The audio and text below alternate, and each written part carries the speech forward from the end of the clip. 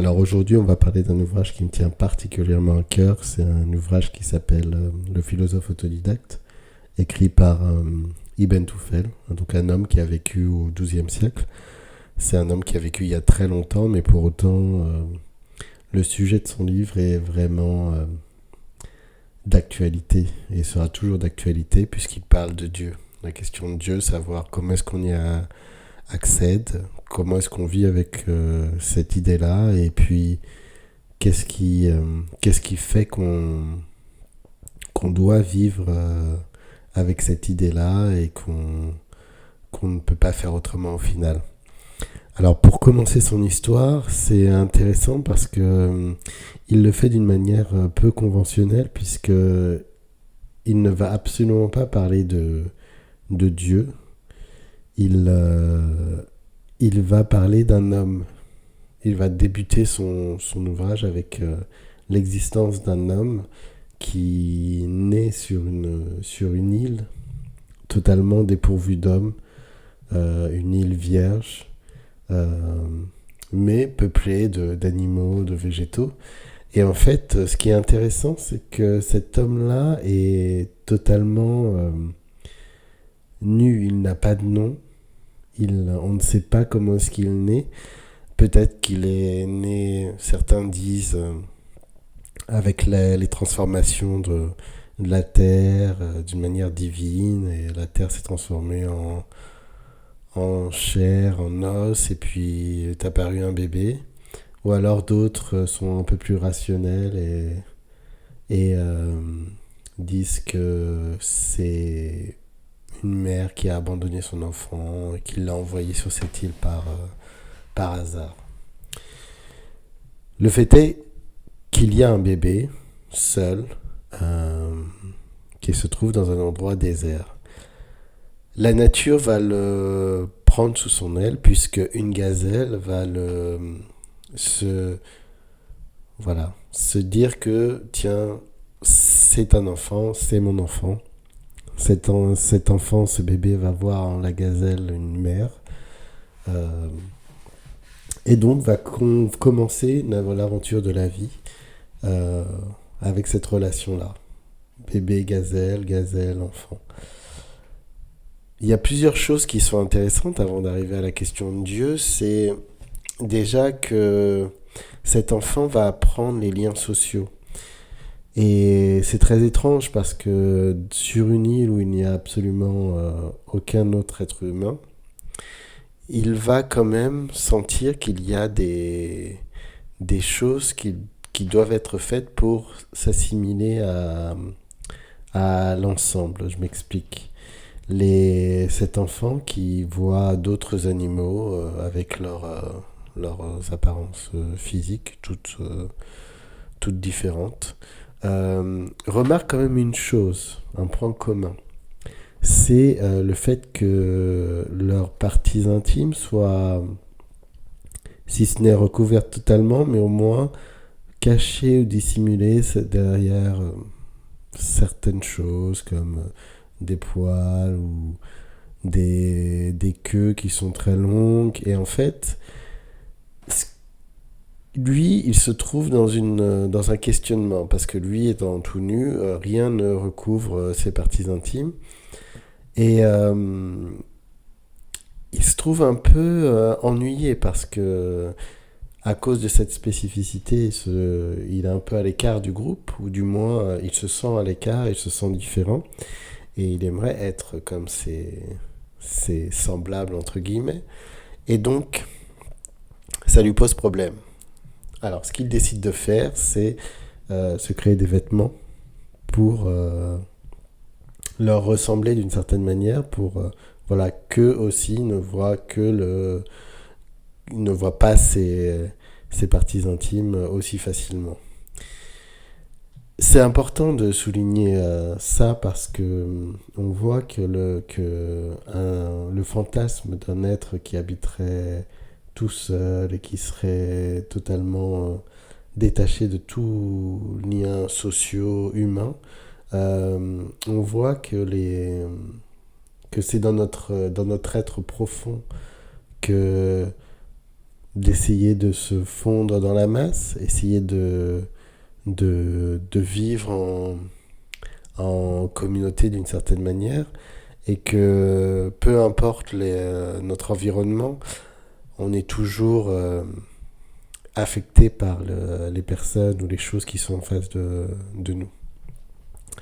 Et donc, il va commencer à s'habiller, voilà, à chasser, à s'habiller, entre autres. Vit une vie de sauvage, voilà, où il apprend que sa spécificité en tant qu'être animal, c'est le fait qu'il puisse utiliser ses mains. Avec ses mains, il va pouvoir tout faire. Il va pouvoir chasser, il va pouvoir manger, il va pouvoir s'habiller, il va pouvoir se déplacer aussi. Et donc en fait, il comprend vite que ce qui fait de lui un être exceptionnel dans le sens où unique, c'est qu'il a des mains et qu'il peut s'en servir et qu'il a besoin de s'en servir pour exister. Alors du coup, il vit sa vie normalement comme tous les êtres la vivraient sur cette île. Une épreuve terrible arrive, c'est la mort de sa mère, la gazelle. C'est une épreuve terrible, mais qui va l'amener sur des chemins qui sont plus grands. Pourquoi? Parce que lorsqu'il est face à sa mère, il se pose la question de qui est ma mère. Est-ce que c'est le corps qui est en face de moi qui ne bouge plus ou est-ce que c'était autre chose? Une, euh, une sorte de chose intérieure qui la faisait bouger. Et ça, il n'en est pas sûr. Ce dont il est sûr, c'est qu'il sent que lui-même a un corps et que ce corps est composé à l'intérieur de choses qu'il sent. Par exemple, son cœur. Il sent son cœur battre. Il, il se demande si à l'intérieur de sa mère, il n'y a pas des choses comme ça qui pourraient lui en apprendre un peu plus sur sa mère, qui était vraiment sa mère. Il décide donc d'ouvrir son corps et de voir ce qu'il y a à l'intérieur. Des choses vont lui paraître extraordinaires par le fait que ces choses soient uniques et soient de formes diverses et pour des fonctions diverses. En fait, il est vraiment impressionné par le fait que il y ait tellement de choses différentes à l'intérieur de ce corps qu'il lui est difficile de définir sa mère par tel ou tel organe. Il ne peut que penser sa mère comme un tout.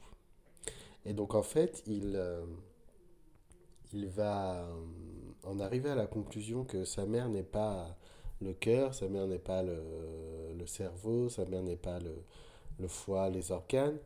Sa mère était la liaison entre tout ça. Cette liaison faisait que le corps pouvait se mouvoir, pouvait être parlé, pouvait vivre. Le corps pouvait vivre grâce à cette liaison. Une fois cette liaison perdue, le corps n'est plus.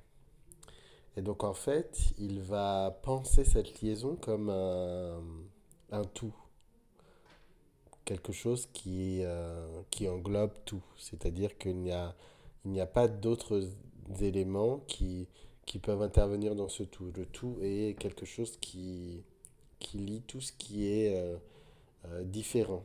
Donc à l'intérieur de chaque être humain, par exemple, il y a plein d'organes. Nous avons notre corps aussi extérieur, comme ça, que tout le monde peut voir. Euh, Notre être, c'est l'addition de tout ça. Tout ce qui est à l'intérieur, tout ce qui fait que le cerveau euh, donne ses instructions aux autres organes, mais en même temps qui fait que le cerveau lui-même est alimenté par les autres organes. Donc en fait, on est vraiment, chacun de nous est un tout. Il va commencer à se demander si ce tout peut être plus grand. C'est-à-dire, est-ce qu'on peut lier d'autres choses ensemble que simplement les organes intérieurs d'un être humain qui donc lie sa mère, donc lui il l'associe à sa mère. En fait, il va essayer de se demander s'il n'y a pas quelque chose qui lie aussi sa mère aux autres gazelles. Et en fait, il s'aperçoit que même si deux gazelles ont l'air d'être identiques, donc elles sont différentes, mais euh, leur point commun, c'est cette chose qui les lie. Et cette chose qui les lie, c'est la nutrition et la croissance. Voilà. Il a remarqué que ces animaux mangent et se déplacent ou grandissent de manière systématique. Mais on est bien d'accord que la nutrition et le mouvement ou le changement ne sont pas des choses qui sont inhérentes au corps, ce sont des choses qui sont une liaison entre ces animaux-là qui en est déduite par le raisonnement du personnage. Donc il en arrive à ça, et puis après il se demande pareil, est-ce qu'il n'y aurait pas quelque chose qui lierait encore, par exemple, cette espèce-là à une autre espèce. Et il pense également à la même chose, c'est-à-dire au fait que toutes les espèces ont besoin de se nourrir, ont besoin d'évoluer ou de changer pour exister. Elles n'existent que dans le changement, en fait, que dans le mouvement et dans le fait qu'elles ont besoin de se nourrir. Et ça, c'est une révélation pour lui parce que il comprend par là même que toutes les espèces qui ont leur propre raison d'être et leur propre spécificité, elles sont différentes en degrés, mais que leur être fondamental est identique. Il prend un exemple qui est plutôt clair, c'est l'eau. Voilà. Il va dire que cette liaison entre toutes les espèces, c'est l'eau. Maintenant, il peut y avoir de l'eau qui est liquide, de l'eau gazeuse ou de l'eau solide, de la glace. Ça, ce sont des états qui sont différents, mais en soi, l'eau est la liaison entre tous ces états-là. Et donc, il va en déduire encore, il va monter encore plus haut et se dire, mais ça, ce sont les animaux, qu'en est-il des végétaux?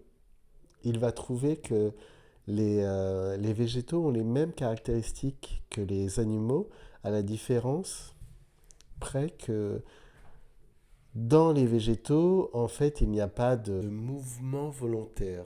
Voilà. Mais par contre, la nutrition et la croissance sont bien là. Et donc, en fait, il va lier tout ça, c'est-à-dire que nutrition et la croissance vaut pour les animaux et les plantes, et qu'en fait, c'est ce qui lie euh, tout ça. C'est l'équivalent de sa mère, mais à une échelle beaucoup plus grande. Bon, pour l'instant, il appelle ça l'essence. Voilà, c'est une essence. C'est quelque chose qui lie tous les êtres vivants, mais qui en même temps n'est pas présent dans leur corps en tant que tel. Il va encore plus haut, il monte encore plus haut, et donc se dit, il y a une troisième catégorie de choses ou d'êtres sur Terre, ce sont justement les choses. Les choses qui sont a priori inanimées et donc qui n'ont pas vraiment de rapport avec les êtres vivants. Il va trouver un lien, si je puis dire. Il va trouver un point commun entre ces êtres vivants et les choses, c'est la transformation, le changement d'état. Le changement d'état, c'est ce qui lie les choses et les êtres vivants. On a pris l'exemple de l'eau tout à l'heure, on peut la reprendre, c'est-à-dire que qu'est-ce qui va faire que l'eau va passer d'un état solide à un état gazeux et d'un état gazeux à un état liquide? C'est le changement de température, variation des températures. Euh, Ça va se produire, c'est-à-dire que c'est dans le cycle. L'eau ne va pas simplement rester que glace ou que eau liquide ou que eau gazeuse. Elle va se transformer, elle sera amenée à se transformer à un moment donné. Il comprend que c'est la caractéristique de tout chose et être sur Terre. Le changement, il appelle ça être corruptible, changer. Contrairement à ce qui lie tout ça, qui ne change pas. C'est quelque chose qui est constant. Et donc en fait, il comprend qu'il y a deux sortes d'existence.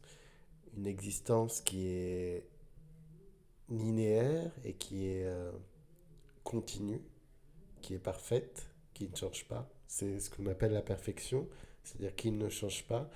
Et une existence qui est corruptible, qui passe d'un état à un autre. Voilà la réflexion que lui apporte la, la mort de sa mère. Donc c'est une... Bien sûr que c'est une souffrance incroyable, mais en même temps, c'est la découverte de quelque chose qui est bien plus grand. Le jeune philosophe, une fois qu'il a raisonné et compris que des choses étaient bien plus grandes que ce qu'il pouvait voir, toucher ou sentir, décide de se concentrer sur ces choses-là, justement. Comment est-ce qu'il va faire? Il va décider de vivre en retrait de la vie. Déjà, il est en retrait de la société humaine, mais il décide d'aller encore plus loin et d'être en retrait de son propre corps et de sa propre sensibilité pour pouvoir atteindre avoir une réponse ou atteindre cet être qui lui est parfait, cette essence qui est parfaite. Et c'est extraordinaire. Il comprend que les joies que peut lui apporter son corps, les états qui sont dus au monde extérieur et qui lui apportent du plaisir, ou pas d'ailleurs, sont des moments qui l'éloignent en fait de la compréhension de ce qui se cache dans ces moments-là ou entre ces moments-là. Et en fait, il a pour objectif d'atteindre cet être parfait. Pour ça, il va devoir se concentrer sur la méditation. Il comprend qu'on n'a pas besoin de chercher à l'extérieur, d'aller voir quelque chose, de sentir quelque chose qui nous rapprocherait de cet être-là, qu'on a juste besoin de faire un travail d'introspection de méditation. Parce que si nous ne sommes pas cet être parfait, nous faisons partie du tout. Et donc on est comme une porte d'entrée à cet être-là. Il va donc vouer sa vie à cette méditation. Et c'est là qu'il va se passer quelque chose. Un homme va arriver sur son île. Cet homme, qui s'appelle Assal, lui a une histoire. Il vient de la société des hommes, sur une autre île. Il a décidé d'entreprendre un voyage et d'aller sur une terre dépeuplée, une terre où il serait seul, seul face à ses interrogations et seul pour trouver une réponse ou pour mieux vivre. Il tenait absolument à s'éloigner des hommes. Il vivait dans une société qui était religieuse.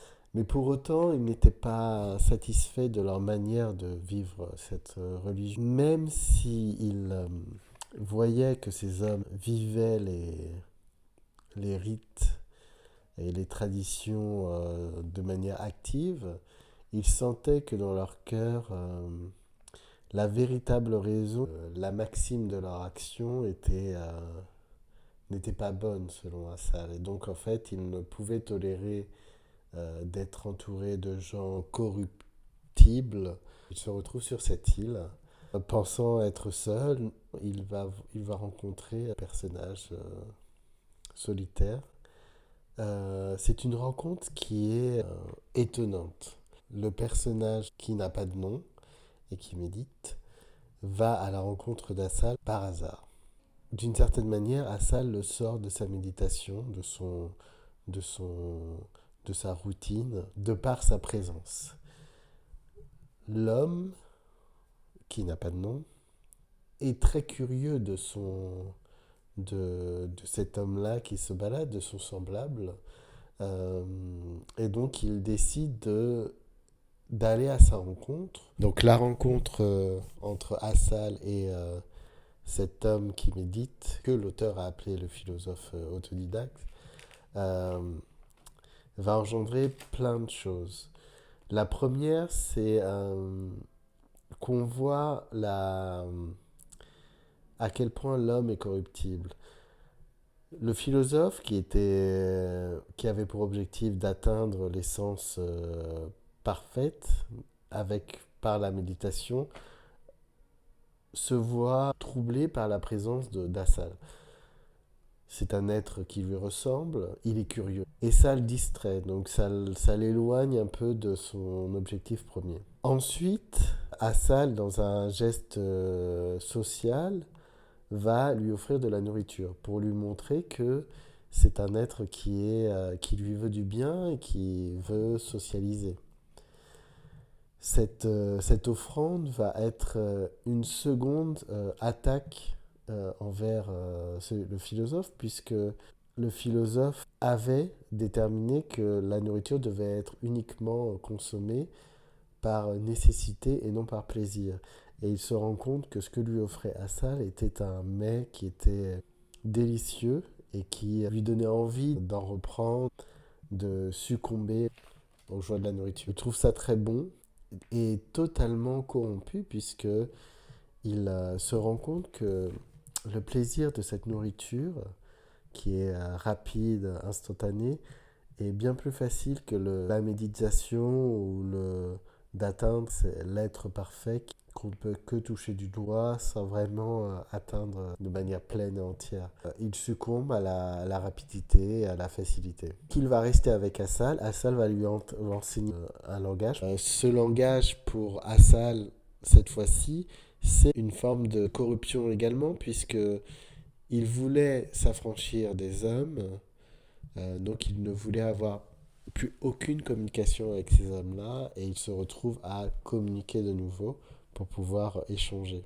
L'échange, la parole, la discussion, c'est ce qui peut changer les hommes et c'est ce qui change les hommes d'une certaine manière. Et donc il entreprend d'apprendre aux philosophes la parole, il se, il se noue d'amitié. Alors Assal est un peu perturbé par la présence du philosophe. La raison première de sa venue sur cette île, c'était le retrait et donc la méditation, pouvoir accéder à Dieu par les rites et surtout par le fait de ne penser qu'à ça, de faire de sa vie que l'accès à Dieu, son élément perturbateur. Il se trouve face au philosophe. La première chose qu'il fait, donc, c'est de lui offrir de la nourriture et de lui parler. Ce sont ces deux choses-là qui l'éloignent un peu de Dieu d'une certaine manière, puisqu'il va socialiser avec le philosophe. Donc ça lui enlève du temps sur la méditation. Mais ce qu'il ne sait pas, c'est que cette socialisation va l'enrichir sur Dieu. Ça va l'enrichir comment? Eh bien, tout simplement en lui faisant comprendre que ce qu'il a appris, ou son histoire avec la religion, n'a pas construit de manière intellectuelle, mais qu'on lui a enseigné de manière dogmatique, aurait pu être pensé ou déduit en vivant dans la nature. En fait, le philosophe a lui expliqué que tout son raisonnement l'emmène vers Dieu, vers une essence suprême. Assal, en tant qu'être ayant des connaissances religieuses, va comprendre que ce qu'il avait appris comme étant une tradition était vrai, mais d'autant plus vrai que la raison suffisait à sa compréhension, qu'il ne suffisait pas d'obéir sans comprendre, mais qu'on pouvait comprendre les raisons des rites religieux. Et donc c'est cette rencontre avec ce philosophe qui va l'amener à comprendre encore plus son état d'homme religieux. Le philosophe, une fois qu'il a énoncé à sa vision des choses ou sa compréhension du monde, Assal va en faire de même. Alors, il va lui parler de tous les textes religieux qu'il applique. Donc, il va lui parler de la méditation, de l'aumône légale, de la prière et du pèlerinage. Le philosophe va écouter ce discours-là. Il va se poser des questions. La première, c'est pourquoi est-ce que la religion d'Assal a besoin d'allégories pour parler de Dieu? Pourquoi représenter Dieu par des hommes ou des choses? Parce que le philosophe avait compris que cet être tout-puissant, cet être parfait, était en dehors des choses. Pour autant, il n'a pas, euh, il n'a pas eu besoin de penser autrement. La seconde chose, il ne comprend pas pourquoi est-ce que la religion autorise l'accumulation de richesses. Pour lui, la question de la richesse est une question qui peut éloigner les hommes de cet être parfait, puisqu'on peut diriger les hommes vers ce qu'ils sont le plus à même de trouver facilement. Ça éloigne les hommes de Dieu selon le philosophe. Assal décide de l'emmener d'où il vient pour qu'il fasse comprendre aux hommes que la raison de sa religion, pour qu'il leur montre qu'il y a une raison à ces textes religieux et que cette raison-là est accessible, mais qu'il est accessible uniquement si on comprend qu'elle n'est ni dans les choses, ni dans les êtres, et qu'en fait, pour autant, elle est en chacun de nous. Il décide donc d'aller sur l'autre île. Là, le philosophe se rencontre le troisième personnage, Salaman. C'est un être qui est religieux, mais qui veut vivre absolument en société. C'est un être qui ne veut pas vivre seul. Il va donc écouter le philosophe. Salaman veut le bien physique et mental de son peuple, et donc de lui-même. Pour y parvenir, il a besoin de pouvoir créer de belles choses, créer de bonnes choses, utiliser ce, ce que la nature lui donne pour améliorer son quotidien euh, et améliorer le quotidien de sa communauté. Et donc, pour ce faire, il a besoin de vivre en communauté. Parce qu'il sait très bien que avec une main-d'œuvre qui est grande, de grandes choses pourront se faire et en plus de ça, de nombreuses choses pourront se faire. Ça alimentera la machine pour satisfaire tous les besoins, des besoins qui sont pour Salaman essentiels à la vie. Il veut que les hommes vivent en société. Mais pour autant, comment ne pas dévier dans le mal? Pour lui, la raison d'être de la religion, c'est le bien commun. Vivre bien entre nous, entre les hommes. C'est une manière de donner aux pauvres lorsque l'on est riche. Pour lui, le discours du philosophe est difficilement entendable. L'intérêt de la religion n'est pas la découverte de l'être parfait, mais c'est vivre ensemble de la meilleure manière qui soit. Alors le philosophe comprend que Salaman et sa société n'ont pas les mêmes objectifs que lui. C'est pour ça qu'il dit à Salaman de continuer à pratiquer la religion euh, et de respecter ses textes sacrés. Parce qu'il comprend l'importance de cette religion pour la société, pour cette société. Il comprend que si lui a réussi à trouver Dieu par un raisonnement, par la nature de manière directe, il comprend que ces hommes qui vivent ensemble n'ont pas cette chance-là, mais que pour autant, ces pratiques religieuses sont comme une bouée de sauvetage. Ils les maintiennent au-dessus de l'eau, sans qu'ils ne comprennent forcément pourquoi.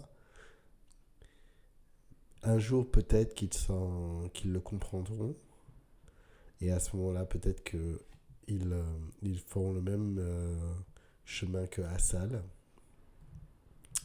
C'est-à-dire qu'ils essaieront de s'affranchir de cette société pour essayer d'atteindre l'être parfait.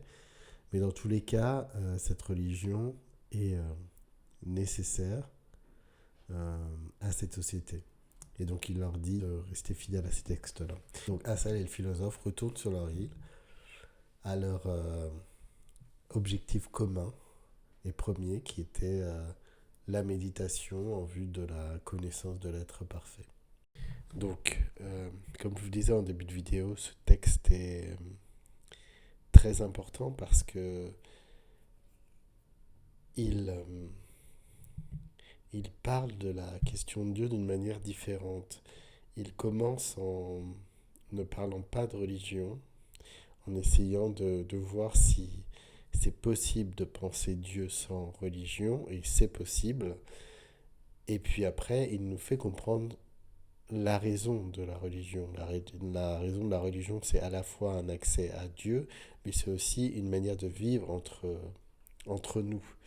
Et donc, lorsqu'on fait le lien entre les deux, on arrive à penser maintenant que lorsqu'une personne viendra nous demander est-ce que tu crois en Dieu, et qu'on lui dise oui, mais que par contre on lui dise non, mais je n'ai pas de religion, je ne crois pas aux religions, je n'aime pas les religions, on pourra éventuellement développer cette réponse-là en disant à cette personne pourquoi est-ce qu'on croit en Dieu sans religion. On peut le faire, comme le philosophe l'a fait, mais ça demande un travail et ça demande une perception qui, euh, qui nécessite la lecture de ce genre d'ouvrage.